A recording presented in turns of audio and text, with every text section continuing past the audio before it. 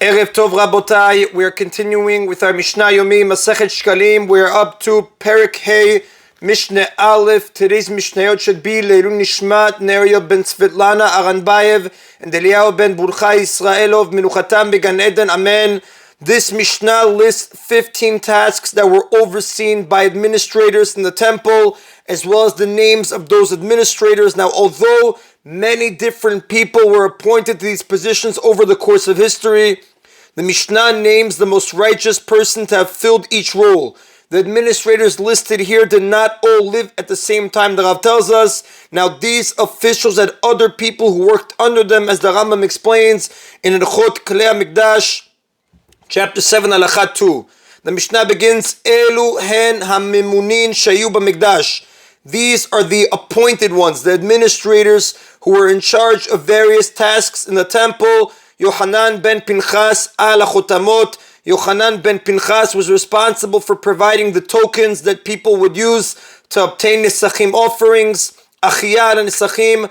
Achia was responsible for providing people who presented the tokens with the corresponding nisachim offerings. Now, nisachim offerings consist of wine, which is poured on the altar, as well as a mincha, flour mixed with oil, which is burnt on the altar. The process of trading in tokens for nisachim offerings is described in Mishnahs 3 and 4.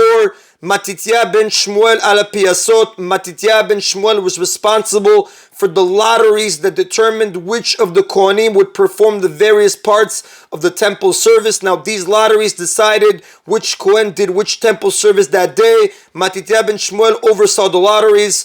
Petachia ala kinin. Petachia was responsible for the chest in which people who needed to bring pairs of birds as offerings would place their money.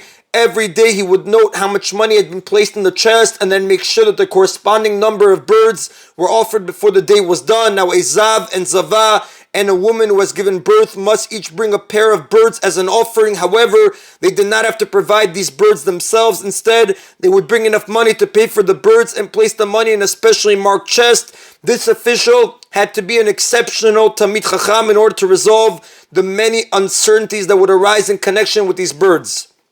The Mishnah says, Petachia is a Mordechai.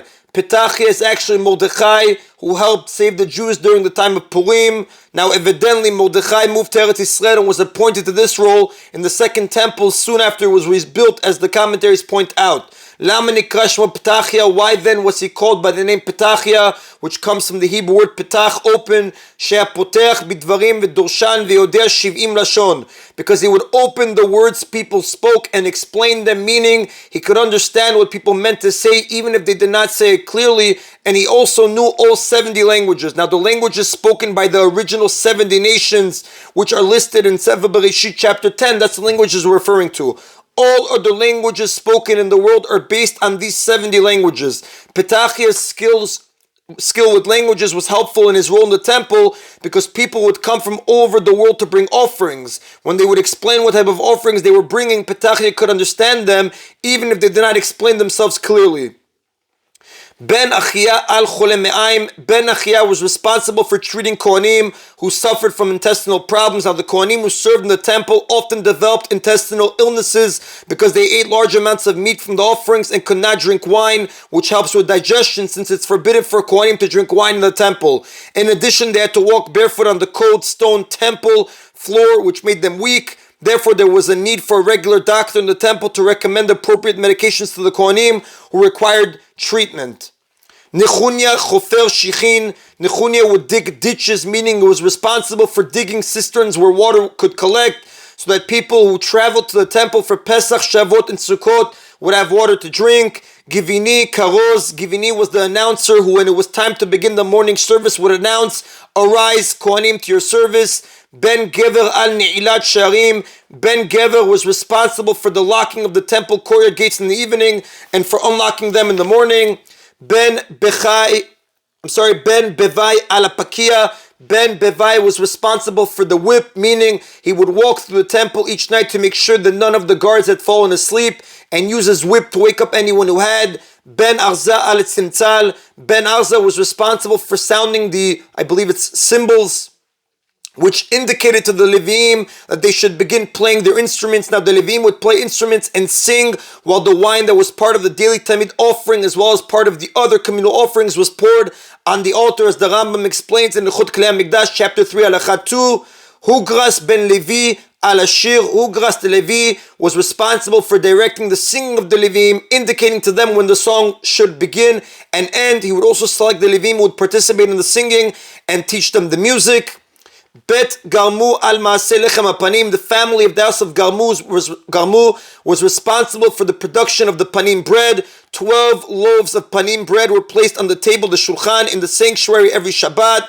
They remained there until the following Shabbat. These loaves were baked in a unique shape, and special expertise was required to shape them as well as to remove them from the oven without breaking them. In addition, they had to remain fresh for an entire week. The family of the house of Garmu were experts in the process of making the panim bread.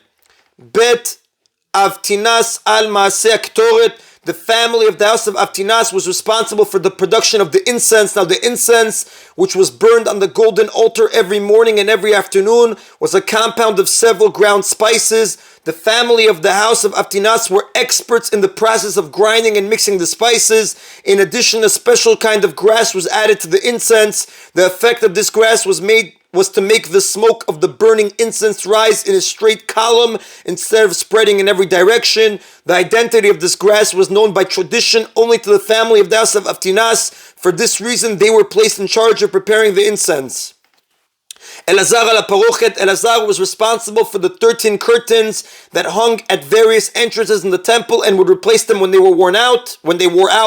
Upinchas al Malbush, and Pinchas was responsible for the clothing of the Kohanim, meaning for dressing the Kohanim in their priestly garments. He was also responsible for undressing them when they finished the service and for storing the garments in the appropriate chambers within the temple. And that is in Rabotai of Mishnah Aleph. Mishnah Bet now lists some additional temple officials.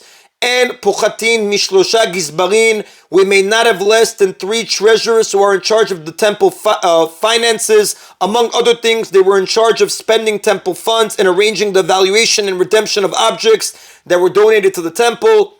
Umishiva Amalkalin, or less than 7 supervisors who oversaw the treasurers. Now the supervisors made sure that the treasurers did not remove anything from the treasury without proper cause. 7 keys were needed to get into the temple courtyard.